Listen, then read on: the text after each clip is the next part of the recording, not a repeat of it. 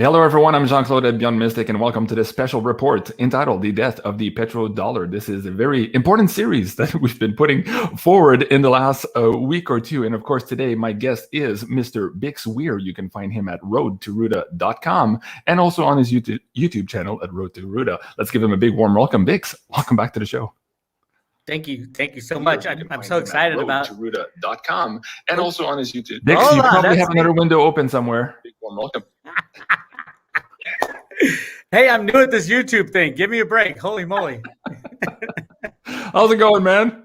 It's going great. I've been listening to all your Death of the Dollar interviews, Death of the Petrodollar, let's be specific, interviews, and from people I love and admire. And I remember those times when I thought the same way. And then I dreaded a little bit doing this because I'm going to refute everything they say and say, hey, you need to think a little deeper on this. Yeah, so that's where we are. I was texting my friend Will there. I said, I'm probably going to piss everybody off today, but hey, nothing new for me, right?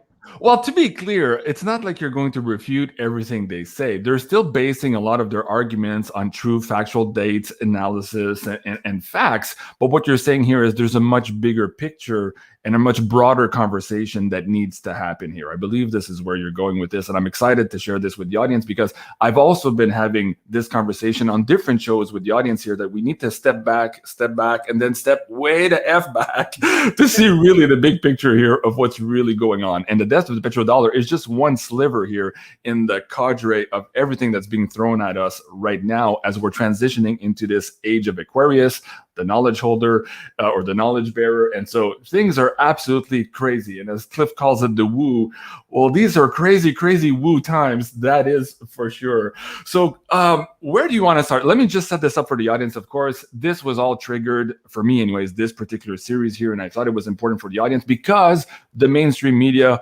kind of really, didn't pay attention to this. They didn't connect the dots that, in fact, something happened in 1971, and now it appears to have been rescinded or supplanted by this new agreement. And what does that really mean for the audience here? So this is where I started. So Bix, let's maybe backtrack here. You're an expert on the Road to Ruta theory and the comic book series that was produced by the Federal Reserve. And of course, this was laid out a long time ago. So let's start there for the audience members who might not know the whole theory of the Road to Ruta. Sure. And I mean, the petrodollar, from my research, and some of your guys hinted towards it, it's a little more involved. It was a partnership between the U.S. and basically the banking establishment, but mainly the U.S., certain people within the U.S. government. Kissinger back in the time in the early 70s, and Alan Greenspan. They both went over there and set up this thing where it enabled the U.S. to go off a gold standard. And what they did is they set up with Saudi Arabia and others a kind of a revolving door. If you agree to sell your oil in U.S. dollars, then we will offer you military protection. But not only that, and the whole reason for that is oil is the largest commodity bought and sold in dollar terms around the world. And if everybody had to buy oil in U.S. dollars, it would create an artificial demand. But what they also did was require the Saudis to reinvest in not only U.S. bonds, so we can go deeper and deeper into debt, but also in the stock market and various other things to perpetuate this belief that the stock market is freely traded. So this started out in 71. And you're talking about now, this is something that I disagree with, that there is some kind of the agreement with Russia had some significance to the end of the dollar. I disagree with that. I think the end of the petrodollar, it ended a while ago because they didn't need it anymore. Mm-hmm. Well, okay. You're echoing some of the things, of course, here that our other guests have talked about too. And Rob was one of them. He said, actually, this already happened. And Rob was also saying that, in fact, this establishment, as you're saying now, this edifice that was built for the petrodollar was also supporting the exchange stabilization fund and creating this whole facade and fakery of these fake markets that we actually have today. So you're on track with at least Rob here in our series. Well, yeah, but he didn't carry it far enough to say, what took its place. the petrodollar, the whole scam did peter out, but it wasn't, this latest announcement. And I have a chart here I can show you guys. That's a chart of the FX derivative markets, foreign exchange derivative markets. And right in here, you see this is from before 1986, there was barely any foreign exchange derivative trades going on. That's when the petrodollar was still alive and functioning. And it was needed. Now they don't need it anymore. We don't need every country to hang on to US dollars to support the value of the US dollar. The US dollar is determined in the FX derivative market now. That is the derivative market. That line there is where ICE was formed, the Intercontinental Exchange, where most of the derivatives are cleared out of. These are trillions of dollars per day. Per day. Mm-hmm. Blows away anything that the petrodollar supporting, the petro oil scam supporting the dollar. This blows everything away. This is going on. This is from 2019. The BIS hasn't released the latest data. It's probably closer to 8 to 10 trillion dollars in foreign exchange derivatives trading hands every single day. That's fascinating. And yes, that's a new piece of the puzzle here too. Rob was also mentioning something, looking at the volumes in the crypto market. And he was also opining that perhaps international trade was already being settled in crypto, looking at those volumes. And this, of course, we would probably learn a little bit further down the road. But he was opining that, again, this might have been one of the avenues where the petrodollar really was already supplanted in his view. So let's keep building the road here. I heard him say that as well, and what happens on the exchanges, in the crypto markets, in the gold and silver market, in the U.S. stock market, the bond market, the FX market, it's all derivative trades. So hopefully everybody knows that you can't trade 21 million Bitcoin in a single day and have people look at that exchange as something that is real. Mm-hmm. It isn't. These exchanges in cryptos, in the U.S. stock market, in the bond market, and commodity markets, they're just trading derivatives. These are not the real assets they are trading. So it is interesting that back in, I think it was 2016 or early 17, China banned the trading of Bitcoin in China and cryptos in China through Chinese exchanges. All of a sudden, the volume went for many trillions of dollars down to almost nothing. And everybody's like, oh, it's the end of cryptos. Actually, cryptos went up at that point because they were starting to trade closer to the real thing. Now it's gotten completely off the charts again. None of these exchanges have the cryptos that their customers have bought. Now is the time to get out of all exchanges, including the U.S. stock market, the bond market, the FX markets. Get physical in your own possession. Get cryptos in your own possession, because none of them are going to survive a banking collapse. And that's where I believe we're going very soon. Mm-hmm. And to be fair, all of my guests agree with that last statement too. Okay, I want to take it to, I agree with everything they said, but they're missing the fact, and this is a fact, that all traded commodities, derivatives, stocks, bonds, you name it, have been controlled via computer programs and derivatives since the introduction of computer market trading back in, really into the 80s. But Alan Greenspan invented the first programs and implemented them through the New York Fed through his mentor, a guy named Arthur Burns, the head of the Federal Reserve System. So most people have no idea that Alan Greenspan was even a computer programmer. Mm-hmm. And I would say he is the number one best computer programmer in the world from the 60s, 70s, 80s, 90s, and 2000s. Maybe now he's not, because he's very much into his 90s. But that's what Root A is. It's a computer programming term that came from the Federal Reserve Bank of Boston website, where they talk about what we're talking about right now, the setting up of a petrodollar standard in lieu of freely traded currency. And would it be fair to say that what you're saying also that these programs and these algorithms and these systems that were put in place by Alan Greenspan and company were funded in part, if not in totality, by the money that was put into the Exchange Stabilization Fund. Is that part of the complex as well? Absolutely. I mean, the ESF started in the same bill as when they closed the gold window back in 1934. That's where the Exchange Stabilization Fund, that's where they get all their authority, but you don't need money. And that's the thing that most people don't realize now. The Exchange Stabilization Fund deals in derivatives. So they don't need money. If they ever needed money, they just go to the Fed and say, hey, kick me out of a couple more trillion. Don't tell anybody about it. We are on a faith-based system. And, we've seen that through Catherine Austin Fitts has proved a little tiny piece of that through the 21 or 30 trillion or 100 trillion, I think is their latest number, counting the retirement funds. But they don't need money. In a derivative market, you don't need money. JP Morgan, Jamie Dimon came out and said, well, we have $5 trillion a day coming in and out of the Florida-based FX center that JP Morgan, one single bank, deals in. You don't need money in a derivative world.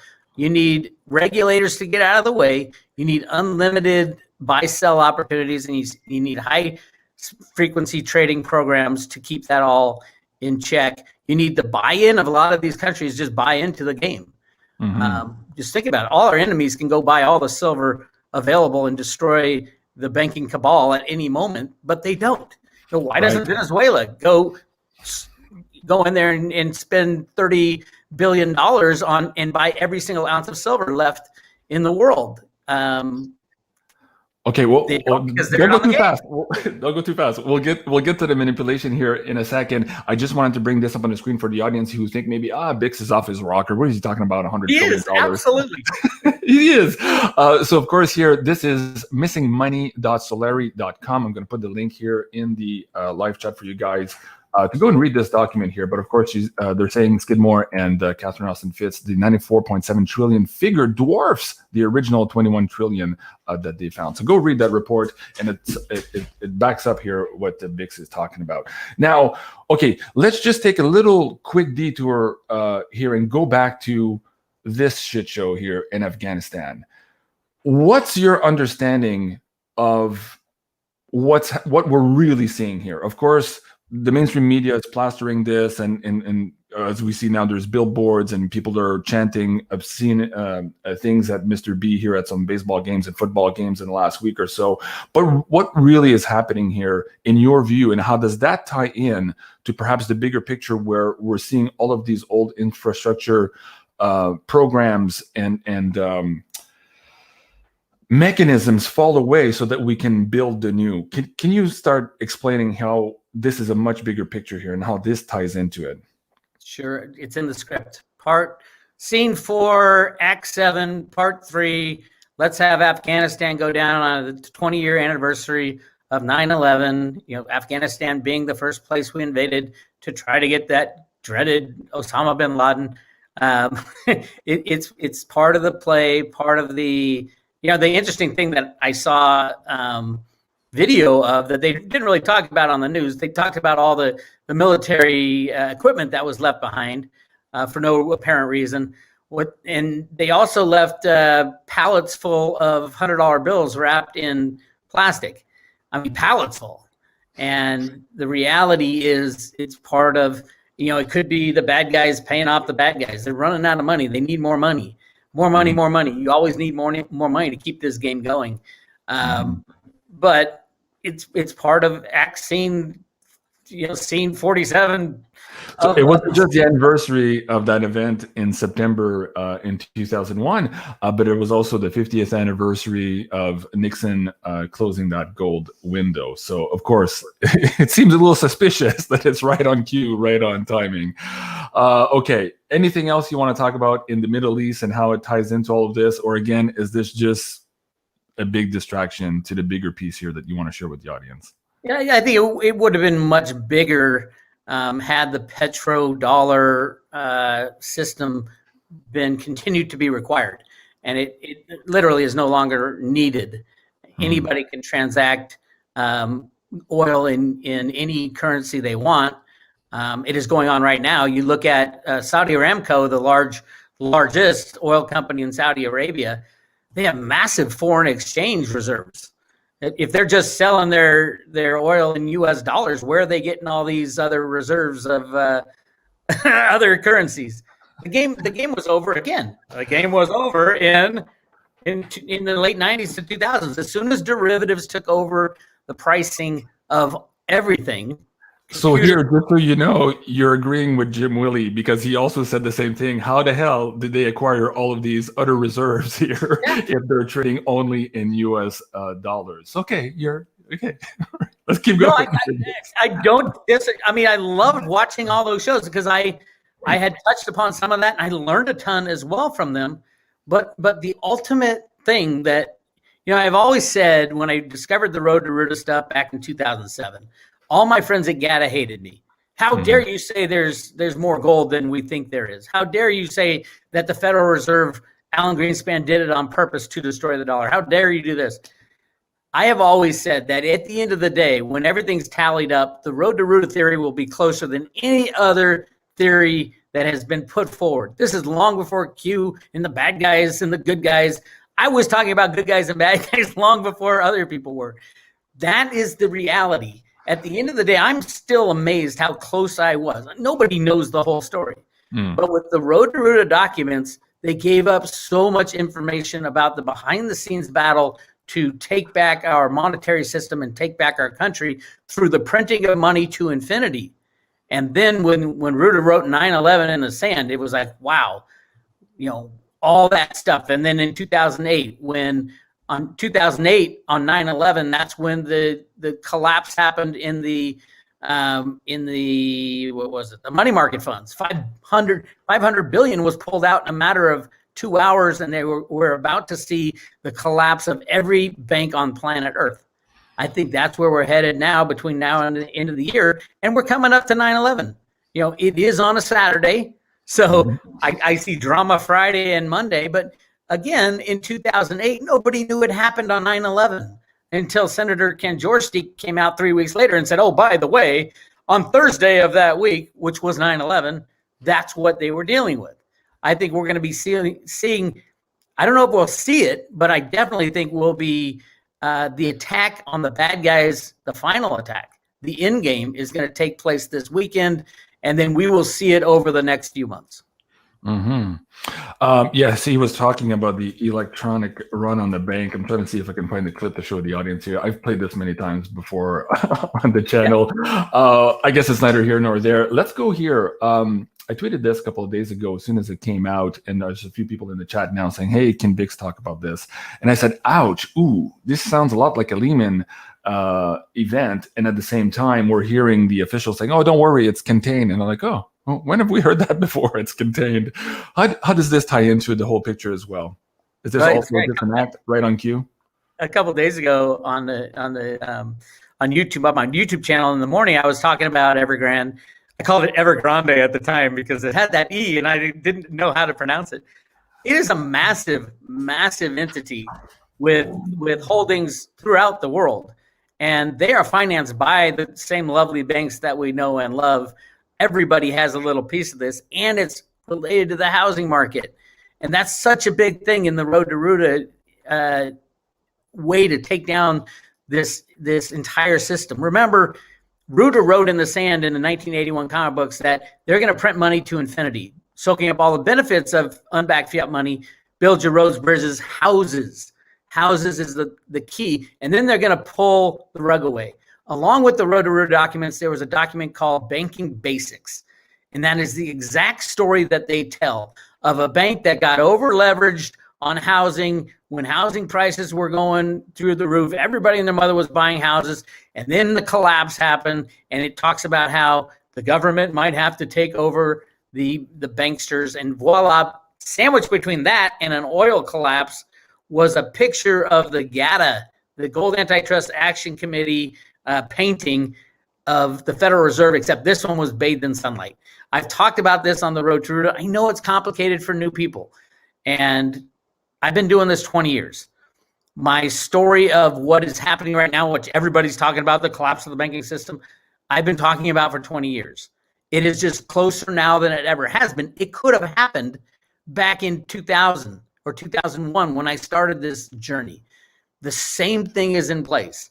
Now, will it go another 20 years and we'll be talking about, whoa, we've just raised the debt ceiling from 26 quadrillion to 29 quadrillion?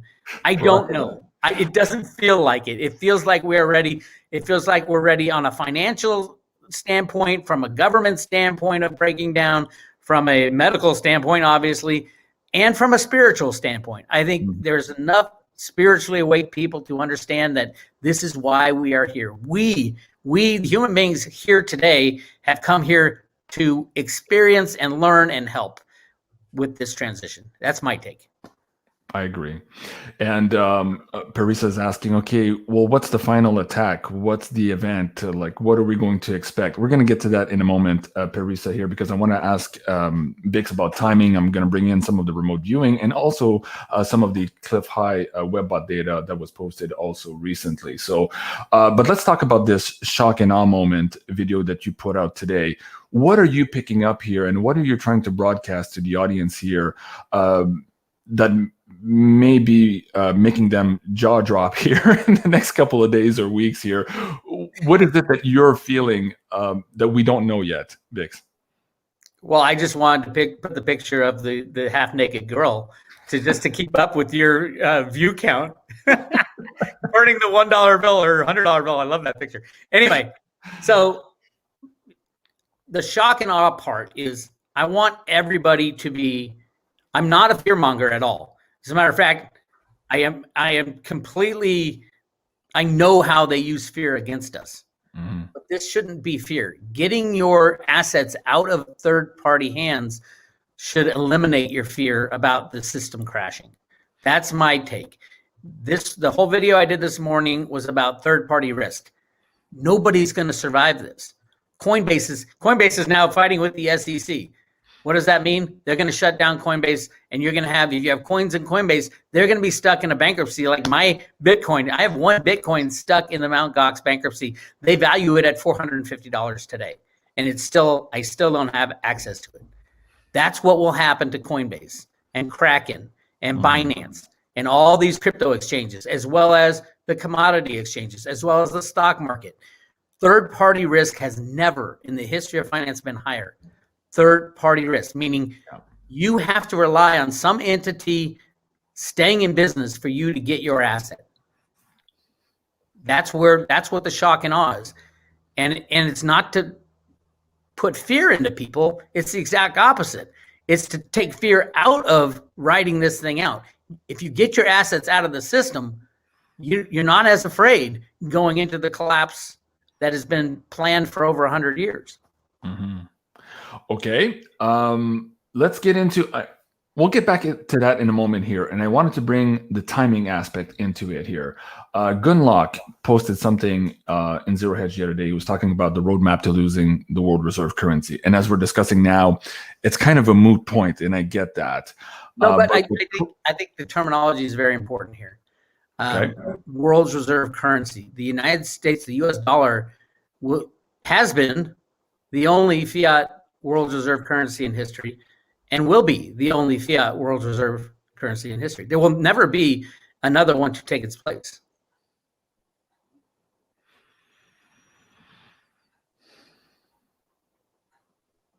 Let me tell you. Are you frozen on the screen? No, I was waiting for you to say, what are you talking about, Bix? No, because you're frozen. I wasn't sure if you were pausing for effect or if you were actually frozen, because a few people keep saying, hey, your video is freezing. I'm not sure what's happening. Okay. Okay, so let's talk about that here in terms of the timing. What Cliff is saying here is that the most of the damage is going to be happening here between October and November. How do you see that playing out here with the, if you're reading the script here from the Road to Ruta comic book and the timeline that was presented there, how does that fit into October, November here? And also, how does that fit into what we're seeing from other sources like Jenny Moonstone on your site, like some of the tarot readers on our site, who are seeing this big tarot card moment and then this huge explosion in prices here in both physical gold, silver, and also crypto? How does that tie in, Bix? Well, the only timing tied to the Road to Ruta is Ruta writing 9/11 in the sand. So that's a specific day, and we've seen a lot of things happen on 9/11. The repo, 10% repo market jump was on 9/11. The agreement with JP Morgan was on 9/11 so that they paid $982 billion, largest fine in U.S. history. So 9/11 is a big day, and we're coming up to it. So that's the only thing timing on road to. As far as everything else, yes, it makes sense. The tarot readers are tapping into something, and it might be a artificial fear-based program. I've talked to Cliff about that, and that's what it seems like to me, because I had my own little mushroom cloud dream. It wasn't a mushroom cloud. It was a fake alien invasion where they're firing down with big explosions, but it wasn't me. It wasn't. Janine and I did a deep dive on this a couple of days ago too, and we picked up that this is a technology that's being used and it's being broadcasting from low Earth orbit. So folks, if you guys want to go check that video out, there's something here happening, and there's this mind control is at every level now, just not just on your TV. A lot of people are not watching the TV, so they're using every other avenue they can right now to try to keep a hold on this narrative, which of course is breaking right now. Let's talk about that, BIX. What are you seeing here happening in the next days, weeks, whether that's breaking on the political front with, watch your words here, with what actually happened last year in the United States, what's happening maybe with the health situation around the world, and what's happening, of course, which one's going to come first? Is it going to be those, or is it going to be the monetary shock here relating to your shock and awe moment video here from this morning? What do you think is going to hit us first? I think the linchpin to all this is the financial system. And when the financial system goes, we will require truth and honesty in everything we do.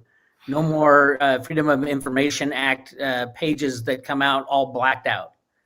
Can you hear me? I see my video has kind of gone wonky, but yeah, I can hear you fine. Keep going. Okay. I have always hoped for a pull the Band-Aid moment. I talked to Bitcoin Ben many times about this. He's like, no, we're setting up a new financial system next to the old one for a smooth transition, so there's no problems, no dislodgement. We can't do that. They win in that scenario.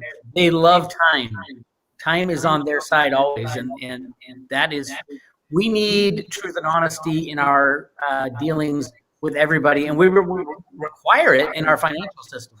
And the only way to get truth and honesty in a financial system is to take human beings out of it. That's why cryptos are so important and gold and silver are so important. I don't think there will be any human beings involved with deciding what the value of money is in the future. Luckily, with cryptocurrencies, we have invented a way, little truth machines, that you have to believe in math instead of people. And same with gold and silver, although I think gold has a big problem in that nobody knows how much gold there is in the world. And I think there's 10 or 20 times what the Jeffrey Christians of the world will tell you. You and I have made a few videos on that already. People can go back and watch those. And that's interesting too, because there's this talk now finally again as a recurring scenario of this auditing of the Fed, and that perhaps, when that happens, gold will be repriced. And I'm like, yeah, but that's based on what they say they have or what they don't have. And that doesn't address the road to Ruta theory and all of this hidden gold all around the world. So again, and nobody knows. And I hear a lot about revaluation and like Nestra and Gestra and all that. And I've studied those since when I started this 20 years ago. That's how long Nestra's been around. They changed it to Gestra for the quantum financial system people who like XRP. But the reality is it doesn't change anything.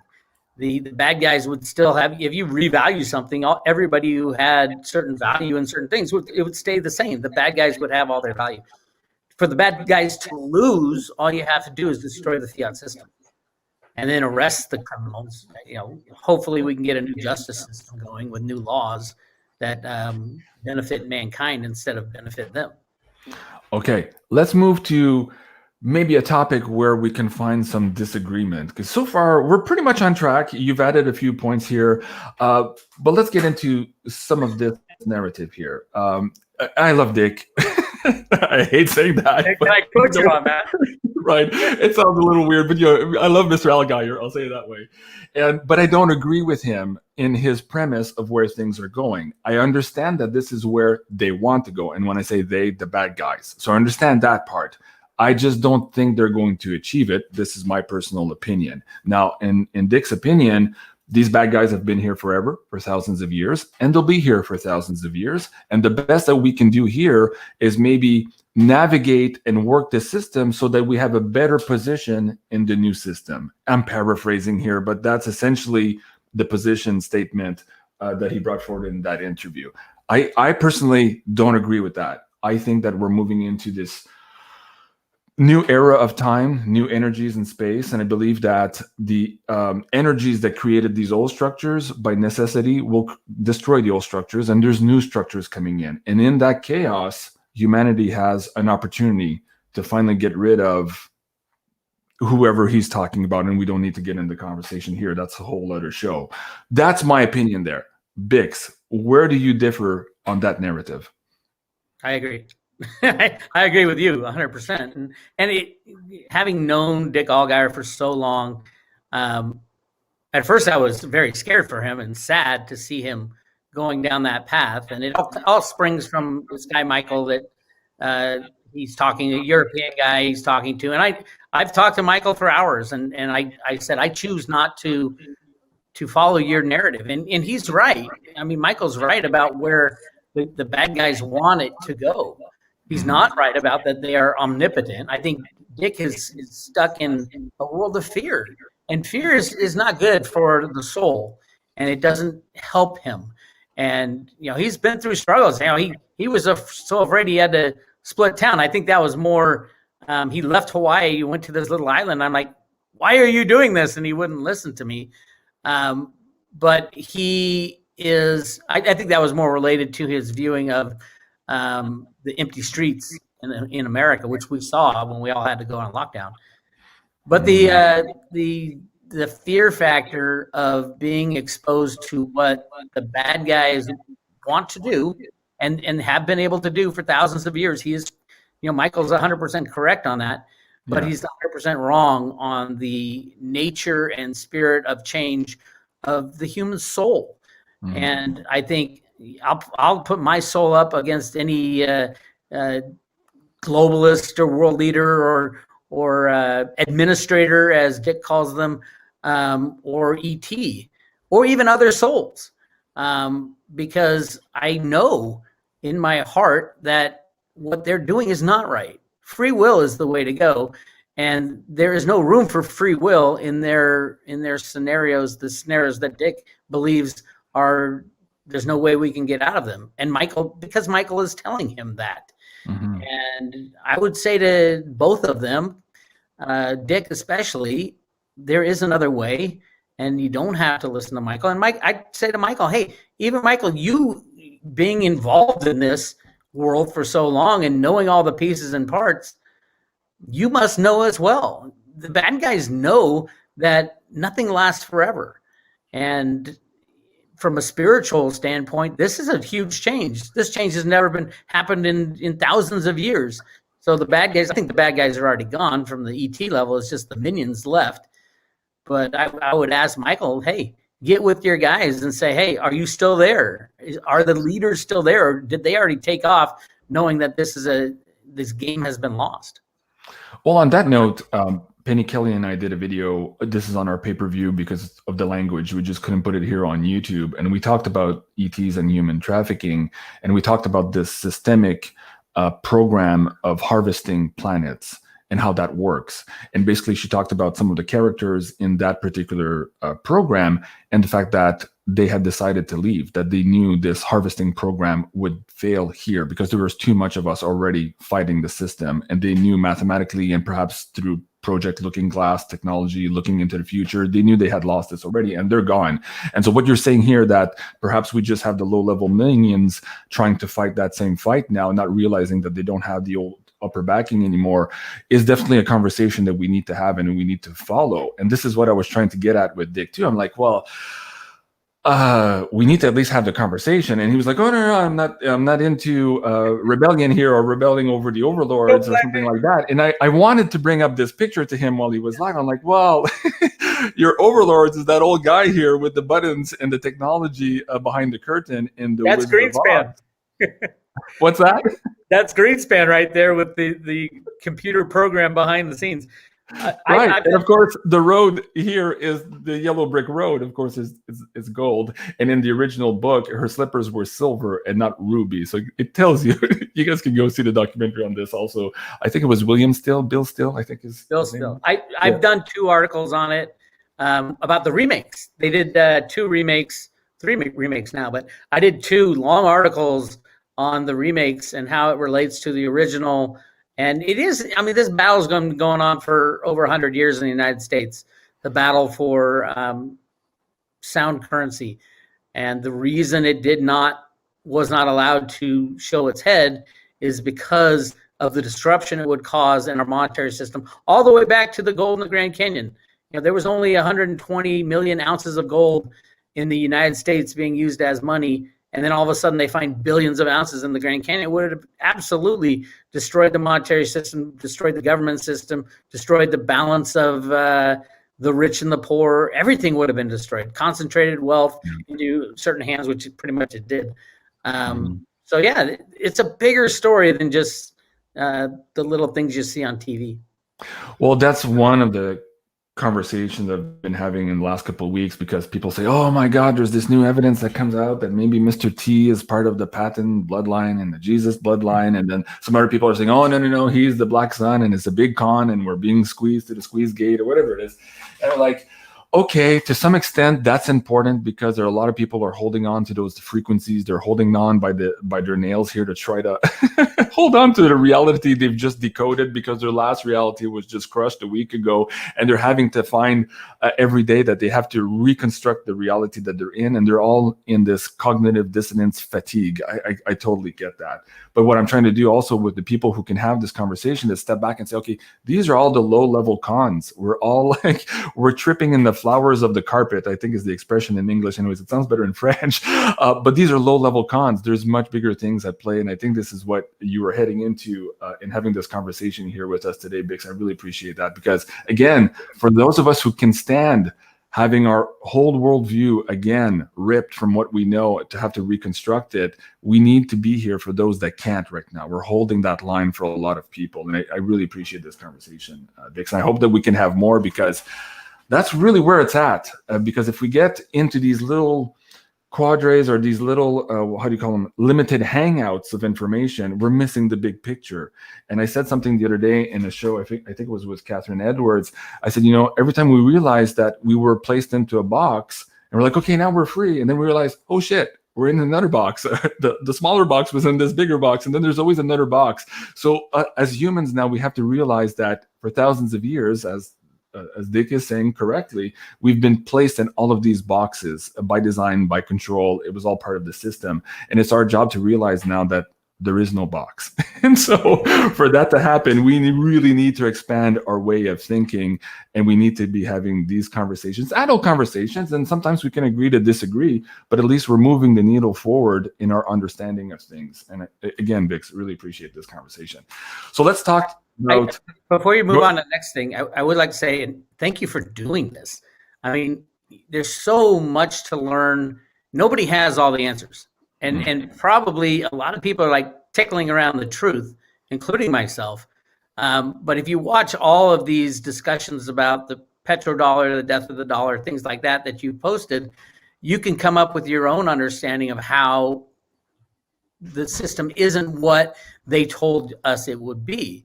And there are things going on behind the scenes, and there is a way to, hopefully you'll get with the understanding, there is a way to move forward from here. It is not over by any means. And Trump can come and go. It doesn't matter. Humanity is going to move forward with or without Trump, with or without me or you or the Patriots. We're going to move forward, and we're going to continue to move forward.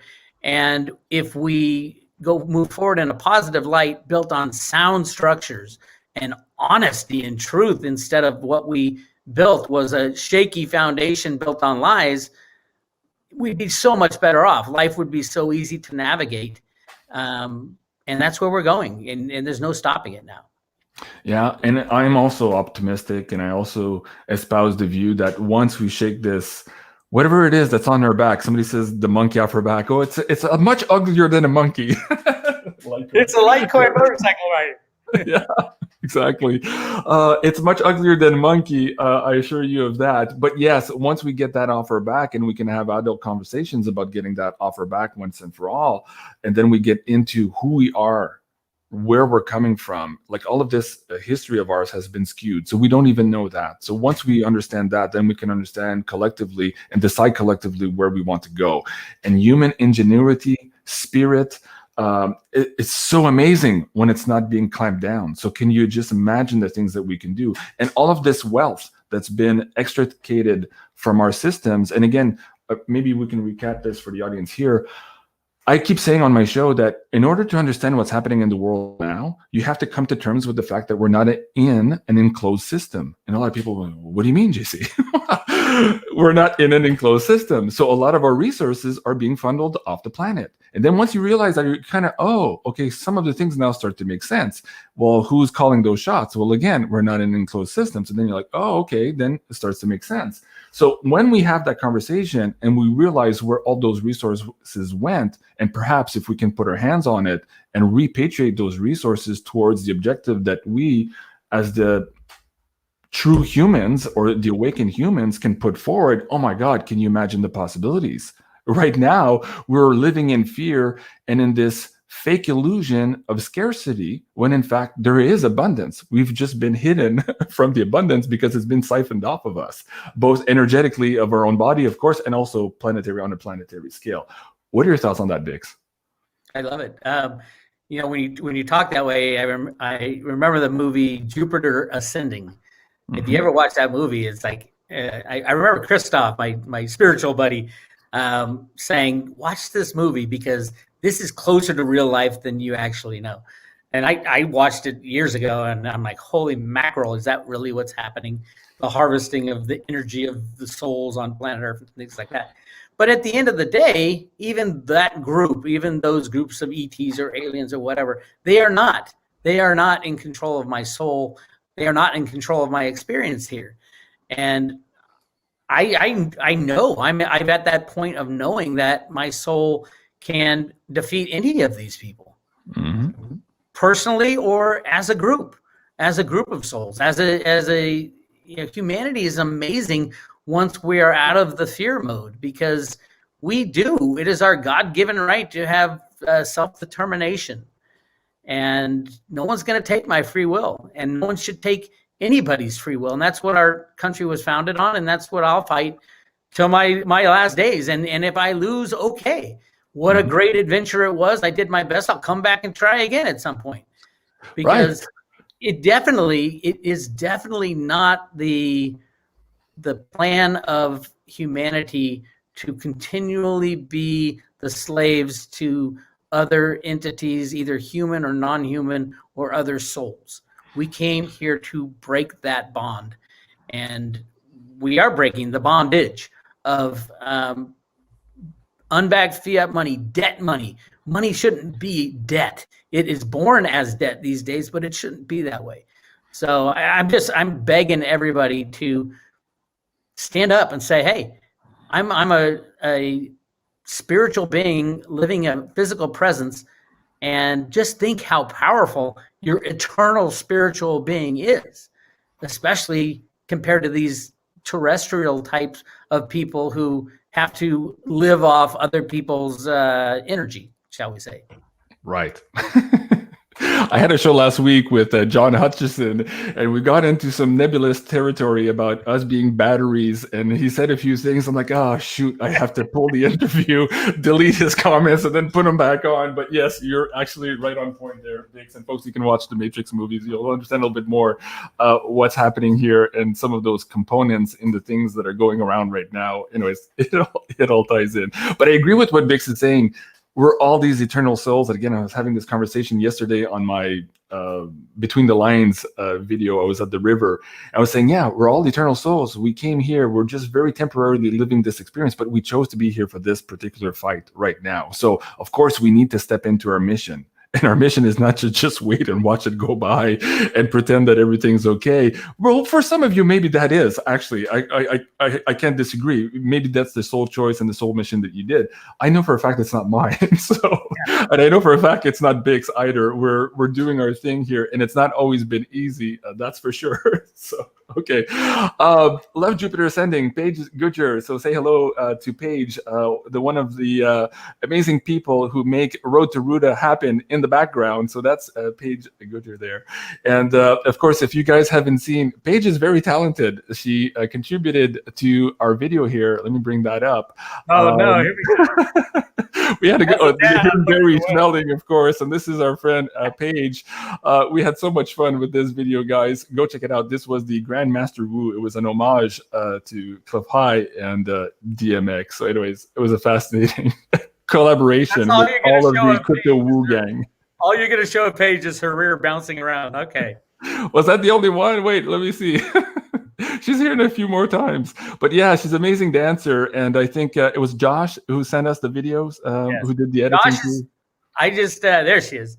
Yeah. Josh and I just finished his first video discussion we had on 9/11. It's going to be exciting. Oh, wow. Cool. Wow. Okay. That's interesting. And folks, go check out the Word Wednesday series. That's still on, BIX? You still do that? It is on occasion.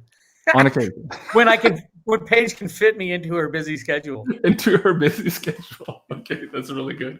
All right, let's talk about getting a physical gold and silver in your hands. What's your favorite right now? There's a few people asking in the chat. Of course, there's new people coming up here, and they're trying to figure out, do I buy bullion? Do I big bars? Do I buy junk silver? Where do you start? Of course, they understand now that they have to be physical in your own hands, no counterparty risk. They understand that part. But what's your favorite silver, BIX? My favorite since I discovered why it was my favorite, is U.S. mint coinage. Now, that could be either mostly pre-65 coinage, because there's a lot of times where the premiums are just too high on silver eagles. Pre-65 coinage is minted by the U.S. Mint, meaning it is the money of America. Federal Reserve notes are not. Those are Federal Reserve IOUs. It's in the name, Federal Reserve Note. So the U.S. government is required by law to stand behind the coins of America. And then that includes the coins we use today, but not the Federal Reserve notes. Now, if there is a collapse and you sit there and try to explain that to someone while you're going to buy your pizza because the banks have been imploded, they're going to say, just give me a bill in the early days. But at the end of the day, when the U.S. Has to create a new form of money, they can't dissolve the coinage that is out there. And also, U.S. mint coinage comes with stronger laws against counterfeiting. It counts as counterfeiting the U.S. dollar, not just fraud of spiking a silver bar with molybdenum or something like that. That happens a lot. So I would tell people, go pre-65 coinage, U.S. Eagles, but then get into, if you're going to go with bulk bullion to get more for your bucks, stick with the lower denominations. They're harder to counterfeit. And I don't know how many gold and silver bars are not pure, because nobody knows, because they don't drill them. Mm-hmm. And especially with gold, it's too pretty to drill. Rob Kirby had found invoices from millions of tons of gold bars, or millions of ounces of gold bars, that were faked out of the U.S. Treasury. So, yeah, that was a while back in the GATA days, and that was an amazing discovery. Whether or not it was true, everybody said, no, that can't be true. And I'm like, nobody drills through those gold bars, so you don't know until you drill. And there are times when mints say, we lost huge chunks of metal. I think it is because they'll buy a COMEX bar, melt it down, and find out that it is not true gold or not true silver. And they write it off as, oh my God, somebody stole from us. Oh, that's absolutely scary as hell. All right, guys, if you want to deal, of course, with a reputable dealer and you want to have some smaller denominations, Andy sent me this special earlier this morning, knowing that BIX WEIR was going to be on the show. These are the 1 ounce American Silver Eagles Type 2 at $725 over spot. They're in inventory now, and this is the special offered to the Beyond Mystic audience. You can find that at beyondmystic.net/silver. And of course, Lake something they were saying, pay me my silver now. Yes. Biggs, are you writing any new songs recently? I am. You have time? What I want to do. But Road to Ruta work seems to be holding me down, and we got a new house, so there's lots to do around the new house to make it perfect. Yes, that I am working on some new songs.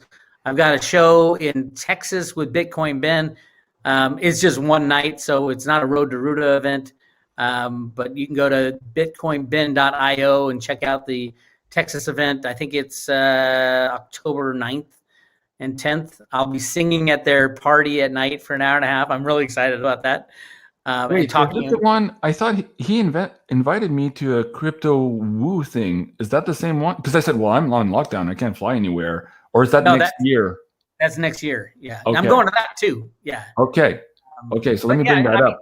And we on the Road to Ruta, we've been talking about doing more tours. We did that. The Phoenix show was beyond sold out. It was so much fun. It was a great event. We're going to do more of those. I was going to coincide it with me getting my RV, but because Winnebago can't seem to get any parts for their new RVs, I still haven't got my RV, believe it or not. That's just crazy. Wow. I was talking to the neighbor yesterday. He's a plumber, and he was looking for a new van for his business. And he said that he was told that he could get one, but it would be 8-9 months in delay because of these microchips shortages. But he said, you can get one bare bones with automatic windows and no bells and whistles. That we can sell you, but we can't give you anything with any bells and whistles because we just don't have the electronics or the chips for it. But that's the other thing about the change. We're going to have to, the United States, it's going to be very difficult, this transition, because in the Road to Ruta documents, it says that when this happens, the United States will stop trading with other countries completely, because no one would want to trade with us. We destroyed the world fiat monetary system and things like that. But every country is going to have to rebuild their manufacturing capabilities. It's going to mean a lot of jobs for people, which is good. It's going to mean a lot of shortages of everything. And Cliff talked about it briefly. But right now, when somebody quotes you 6 months, it means they have no idea. I mean, I was quoted when I bought the RV, it was November of last year, and they said the latest will be April. And then it's like, okay, 2 more months and 2 more months. I don't know if it will ever come.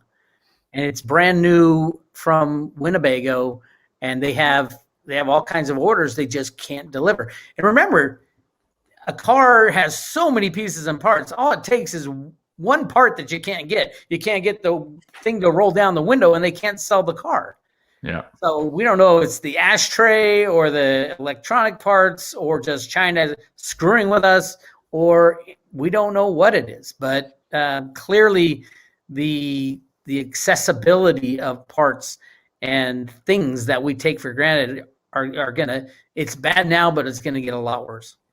Well, let's take a few minutes here. We're 52 minutes into the recording before we end to talk about prepping here. And you just alluded to some of the facts that for the people who are trying to prep now, they're realizing that it's not as easy as it was 6 months ago or even a year ago, simply because of the fact that things are not available. I was trying to get this whole home generator set up a couple of months ago, and the models I was looking for, which are very popular models here in Canada, when I called every dealer around me, they were like, oh, JC, that's 8 months, 9 months down the road before we get a part. If we get them. So I'm like, oh shit, okay, so I can't get those. So I had to go to my plan B scenario. So I was just like, I'm seeing this everywhere now. Same thing with the vehicles, what my neighbor was just talking about. Apparently the same thing's happening with like recreational stuff, like the snowmobiles and stuff like that. The same thing. They're asking for deposits, and they don't know when they're going to get the inventory. Your deposit is just to be the first in line if and when they get the inventory next year here. So things are weird. But of course, we're not talking about recreational stuff here. We're talking about day-to-day things that we're going to need to go through this transition. So maybe your words of wisdom here for the audience as to what you're doing for you and your family to prepare here to weather this storm that is coming before us. I'm a little disadvantaged because I've had 20 years to prep, and I mean the urgency back in 1999 when I started prepping, I got all this dried food. My dried food expired, believe it or not. So you kind of get numb to it all over time, and Amy and I really did have to sit down and say, okay, what is it that we need now? We have all these supplies. What is it that is expired? What do we need now? I mean, the obvious things: food, water, friends around, cash. Investment wise, you're not going to know the price of gold, silver, or cryptos for probably months after the crash. You won't even know. You'll have no idea. But they will know the value of a $5 bill. If you go to the store, people will still have the mindset that this is real money, even though their ATMs won't work and all that. So definitely have some cash to get you by. I don't think, knowing that this has been in the works as a plan for the last 100 years, they better have some good transitional plans in place. I know they do, and that's a good thing. The bad guys have are wanting to throw their wrenches in everything. So we'll see how that goes. But you just got to learn how to think about, okay, do I have to bug out? If you're in a city, am I going to have to bug out to some country place? And if I do, do I get an RV to try to do that? And can I get access to my RV? All these things to think about. And whatever happens, I guarantee you there'll be all kinds of new things you hadn't thought about that will spring up. So, that's where I'm at. That's where I'm at now too. I'm like you. I mean, I've been prepping all my life, an old Boy Scout, and I've been prepping in earnest since probably 2008. And like you, there's probably a few things in my stockpile that needs to be replaced at this point. And this is what Sarah and I have been doing here in the last year or two, and especially now in the last couple of months, just topping up everything and thinking of the things that we might not have thought about, just reading the world situation right now, which is completely different than what we thought it would be maybe 5 years ago. On the last note, though, with silver, I wanted to tag you on this. In the interview with Dick Allgaier, somebody in the chat was saying, hey, when's that $600 silver? And Cliff High was in the chat, and he said, when they harvest the corn. So that's just around the corner. Do you see $600 silver this year? Because you said, we might not know for months what the price of silver or gold is. Do you see that potentially here in October, November for $600 silver? Well, let me put it this way. $50 silver would destroy a couple of the too big to fail banks. $600 silver, there would be no bank standing. All it takes is one too big to fail bank to fail for the COMEX to shut down. And on planet Earth, there's no other exchange that we would know the value of silver from. $600 silver might be something that your local market, your local silver dealer, your barter price is. And then what is the value of the dollar if all the banks fail and massive deflation hits? Who's got dollars left? It might be $600 of a worthless money. There's 1,000 different things that play into what $600 silver is. I would better think about it, thinking about the gold silver ratio. Gold silver ratio is at 75-1, completely out of touch with anything in human history. We pull gold and silver out of the ground at a 7-1 ratio. The above ground inventories, there's 1 billion or 6 billion ounces of each above ground. That's a 1-1 ratio. The only reason it's 75-1 is because the COMEX is a derivatives market that they trade massive amount, trillions of dollars of derivatives to set prices. That's what you need to start thinking about is, can a bar of silver buy you a house when this thing all falls apart? Probably can. So I think the price of silver will be equal to or above the price of gold, and the gold will do well. Dave and I were joking the other day. He was getting some silver from Miles Franklin, and he was saying, "Oh, maybe with this bar I can buy a floating RV that Cliff keeps talking about." So I'm like, "Yeah, maybe." And with a bigger bar, you might be able to buy the manufacturer altogether. Yeah. Lots of changes on the horizon. Yeah, absolutely. It's going to be exciting times. And so, folks, go check out this video I produced yesterday, the Between the Lines, and I was just talking about what does it look like? Because I'm also having trouble putting my mind around what Bix just said. At $600 silver, a lot of things have to happen first, of hard realities need to hit before we get to the $600 silver. And what does that look like? And my mind was kind of like, okay, it's a little bit too much. I'm going to sit by the river here and drink my coffee and try to meditate and, talk to the trees, because I'm like, yeah, we might not like the world at $600 silver, at least the events that might precede that. So anyways. But on that same note, I think silver is the only thing that can end the criminality of the banking cabal and our controllers, as Dick Allgaier likes to call them, the administrators. Mm-hmm. I think the administrators would even be destroyed at $600 silver. Yeah. So I see silver as the Achilles heel of the banking cabal, and that is the key to getting through. I agree. And guys, if you want to partake at shooting at that Achilles heel, get some physical silver in your possession. You can do so here at beyondmystic.net/silver. This is the weekly special from Miles Franklin. Before we go, so first of all, thank you so much again, Bix, for all your time here today and your point of view. I think it's absolutely fabulous. And somebody in the chat was saying, hey, thank you guys for having this adult conversation and some adult imagery there on your website, Bix. What can we find here at Road to Ruda for the audience members that are just now tuning into the fact that we live in this whole crazy Ponzi scheme, and that and for those of them who want to learn more how to maybe navigate this transition that we're in, what can they find at roadtoruda.com? Well, I would first definitely put your name and email address into our email service. I put out an email every day. I think we are hitting a point where obviously YouTube won't be up and running if the banks go down, and these type of services won't be up and running. They all run off fiat money. So I have downloaded all the email addresses. So if the internet goes down, I don't think it'll go down again. I think there are good guys helping in this transition, but everything's going to change. So at Road to Ruda, get on the email address list, and then I can always reach out and get in touch with you. And we put out stuff almost every day on the transition. So check that out, and then go to YouTube. Give me a like and subscribe on my YouTube channel. Believe it or not, I'm still on my first YouTube channel, so I can't say a lot there. But on the private Road to Ruda, we are allowed to talk about everything that JC gets kicked off of other channels for. Damn you, BIX WEIR. I'm on my third channel, of course, and maybe I'm a little bit more brazen. And of course, I get all you crazy people to come on my show and say the shit that you can't say on your show. So anyways, I'm doing a public service, and Bix was telling me the other day, JC, you don't understand. You can't say these things. I'm like, oh, no, I don't understand very well what I'm doing, even though sometimes it's a little bit difficult. But let me take this opportunity also to ask my audience members to do the same thing. You're just making me realize here, too, that please, do you go and subscribe to our mailing list here too at the bottom of our website, in case, as Bix is saying here, these services do go down. And of course, this is where you can find all of our uncensored material. We have this in pay-per-view form. You can do that episode per episode here in our library, or you can choose the annual insider access pass.